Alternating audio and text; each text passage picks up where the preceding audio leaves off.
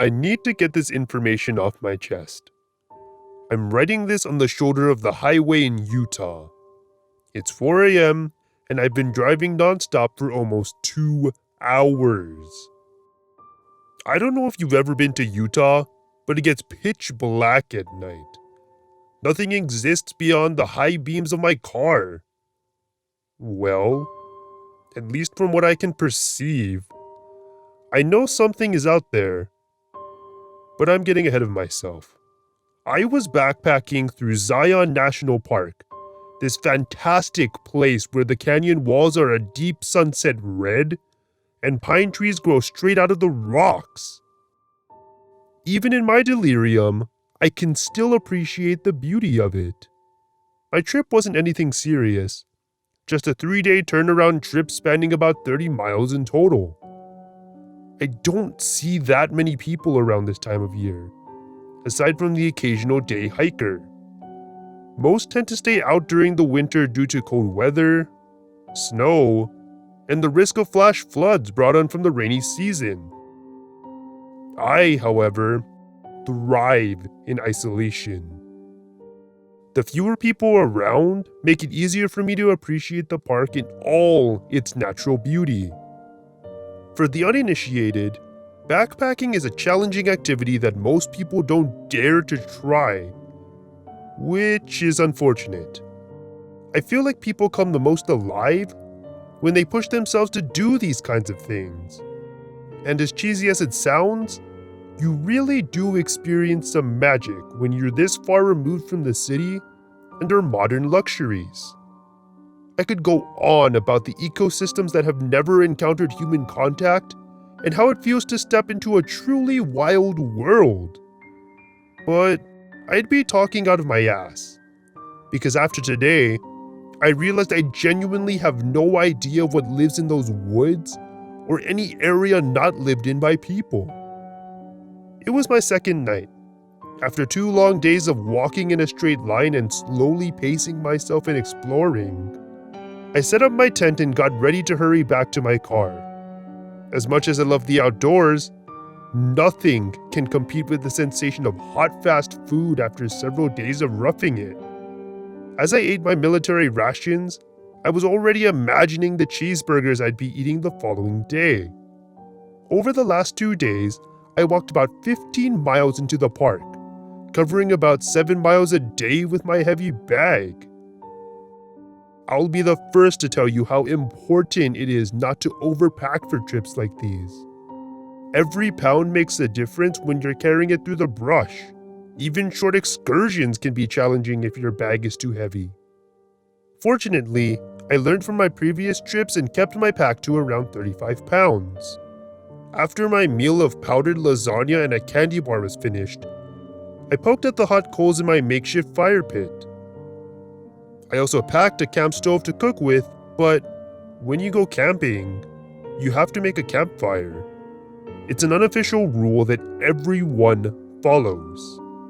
There's something about being in the wilderness at night that triggers a subconscious instinct in us to build a fire and illuminate the dark. Our ancestors used this instinct daily to survive, and it became embedded in our DNA. Tonight, this instinct kept me alive. As my fire began to shrink, my desire for sleep began to increase.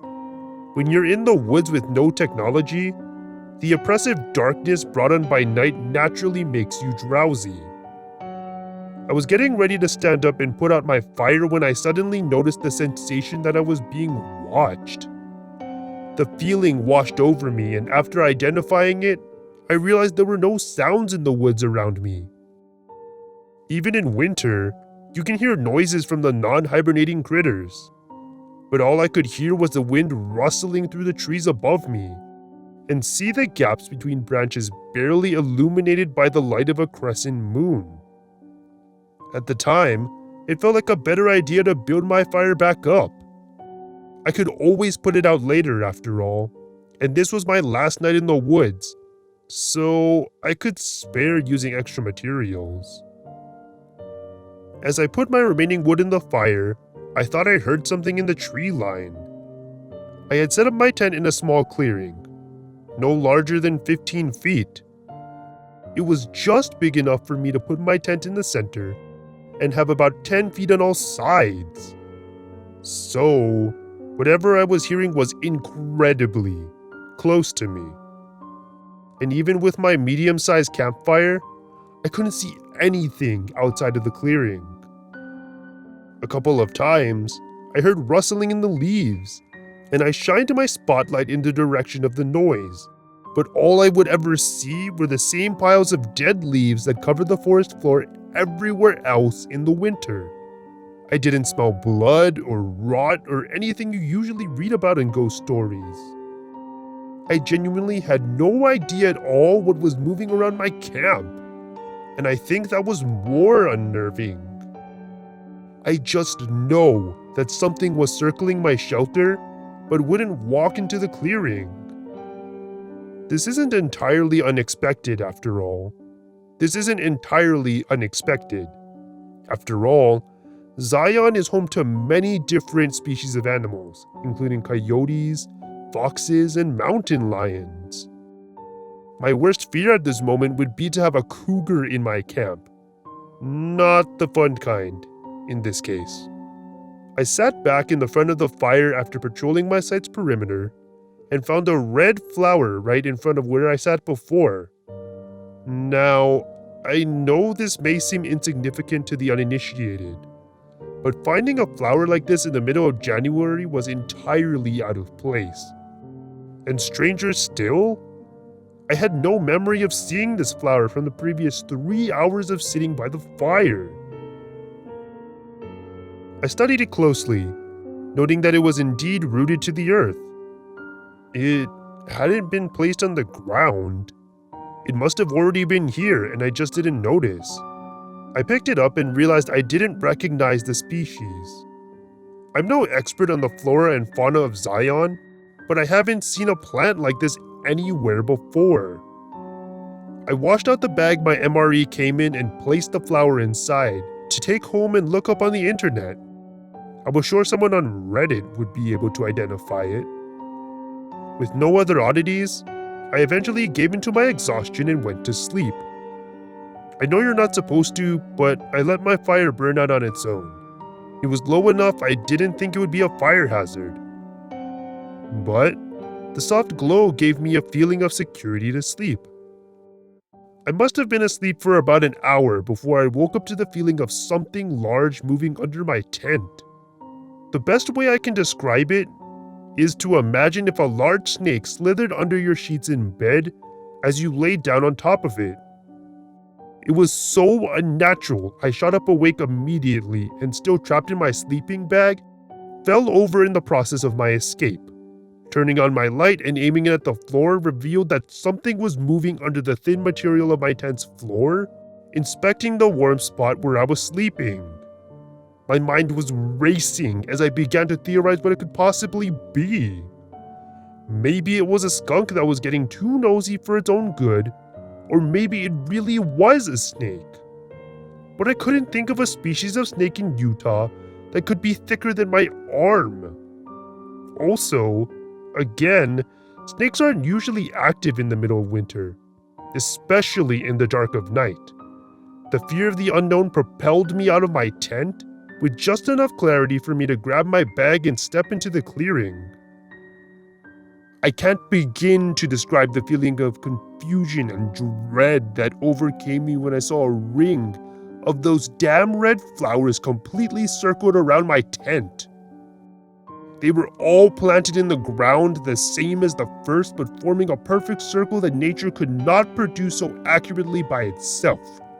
Without any warning, I heard the sound of fabric tearing apart, followed by the sound of something desperately clawing at my tent, and what I can only describe as a low, bassy groaning. It didn't sound natural.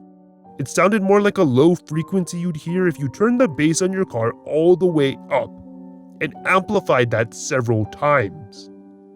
It was more than just a sound. It reverberated in my insides and made me feel nauseous. Then, Illuminated by my spotlight, I saw a massive arm shoot out from the top of my tent, an inhuman appendage with odd-numbered digits and skin that more resembles tree bark than flesh. The demon limb pulled my entire tent under the earth in one swift move, leaving behind a crumpled mess of dirt, but leaving the flowers undisturbed. I was shocked. I couldn't move. Hell, I couldn't even process what happened. Nothing in my wildest dreams could prepare me for what I could only describe as a shark, pulling my shelter under the compact soil like it was water. I stood there for what felt like hours, but in reality was only a few moments. I felt that frequency again from below the earth. It sounded frustrated, like it didn't get what it was after. I finally found my courage and ran from that spot. I lost some supplies that I had left inside my tent and around my campsite, but I couldn't care less at the moment. I just ran through the brush with my light trembling in my hand. I was constantly bumping into trees and grazing my legs on the thorny bushes, but the only thing on my mind was survival. Fight or flight is another instinct we inherit from our ancestors, the primal knowledge when we know we're up against something out of our league. I continued to hear the shifting of leaves behind me, but no matter where I shined my light, I saw nothing chasing me. I would gladly take a cougar at this point. At least I could have identified the threat and could know how to handle it. Then, at the last moment, I caught a glimpse of another one of those damn red flowers right in the middle of my path. I barely noticed it before I stepped on it by accident. As I said, it was right smack dab in my path, almost deliberately placed. The second my foot came into contact with it, I felt the earth shift under my weight. I lost my balance and fell face first into the ground. I broke my nose in the process, but I didn't get the chance to appreciate the pain before that same arm wrapped its fingers around my boot. I don't think fingers is an accurate description. They were more like roots from a tree, long and gnarled and extending across my foot and up my leg. I released my boot from myself and propelled myself away from the crater. The arm whipped back into the ground, taking its prized boot under the dirt with it. Despite the discomfort of only wearing one boot, I continued to run, bloodying my unprotected foot but not caring about the pain. Survival was the only thing on my mind. I started throwing things out of my pack to make travel a little easier. I had dropped about 10 pounds of gear when I found the bag with the red flower in it.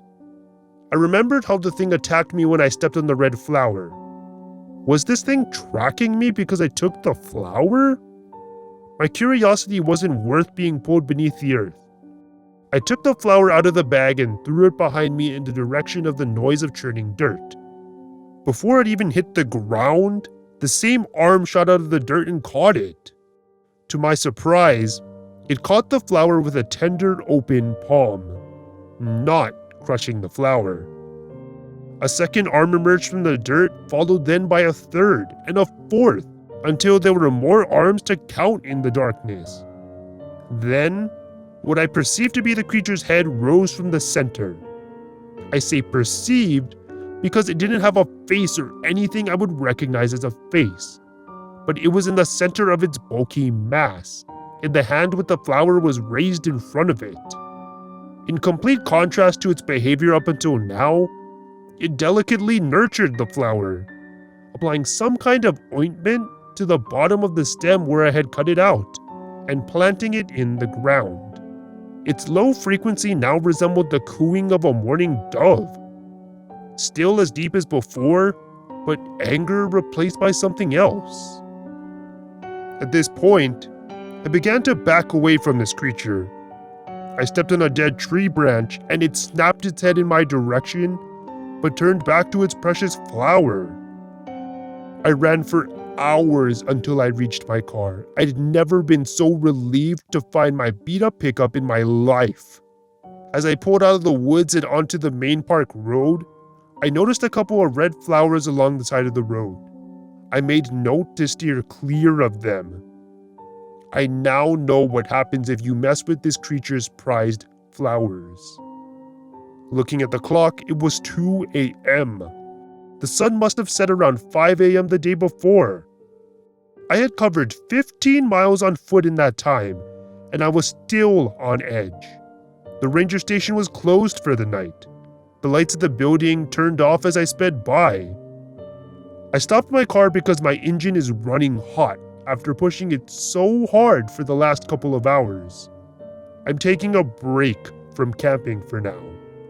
I love the outdoors, but seriously need to reconsider what threats live just out of sight of man. I'm not entirely sure what I saw tonight, but if you do go camping, do not take anything that doesn't belong to you, and always listen to your instincts. Mine kept me alive today. We have them for a reason.